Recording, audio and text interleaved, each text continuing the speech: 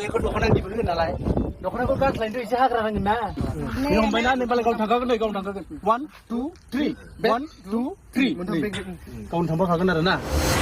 हे लोगोफोर दिनैनि बे गोदान मोनसे भिडिअआवहाय नोंथांमोनखौ गिबियावनो गासैखौ बरायनो थालायबाय स' लोगोफोर नोंथांमोना भिडिअनि थाम्बनेल आरो टाइटेलावनो नायनानै एसेब्लाबो मिथिखाबाय जानांगौ बे भिडिअआ मानि सायाव जागोन स' लोगोफोर दिनै आं बे भिडिअनि गेजेरजों नोंथांमोननि सिगाङाव बे बोसोराव गोदानै फैनो गोनां मोनसे आबुं बर' सावथुननि सायाव सुंद' आपडेट लानानै फैलायबाय स' नोंथांमोना बे सावथुननि मुङा मा आरो बे सावथुननि सोमोन्दै आबुङै मिथिनो थाखाय भिडिअखौ जागायनायनिफ्राय जोबजासिम नायलांदो स' लोगोफोर बे बोसोराव आर'नाइ बर' फिल्म प्रडाक्सन बेनारनिफ्राय गुबुन बोसोरनि बायदिनो देग्लायबो गोदान मोनसे आबुं बर' सावथुन फैनो थांगासिनो दङ दे लोगोफोर आरो बे गोदानै फैनो गोनां आबुं बर' सावथुननि मुङानो जादों सानजारां स' लोगोफोर बे गोदानै फैनो गोनां सानजारां आबुं बर' सावथुनावनो गाहायै फाव खालामनायखौ नुनो मोनगोन सोरां नार्जारि लोगोसे पुजा मिरि बिथांमोनखौ आरो माखासे बर'नि गोबांथार फाव खालामगिरिफोर जेरै मन्दिना जन्मनि बिरमल मैथा सिना रनजित जेंगाव दीपिका खोरोम राकेश समायना रुपाली भद्र रमिय' आरो माखासे बर'निनो गोबांथार फाव खालामगिरिफोरखौ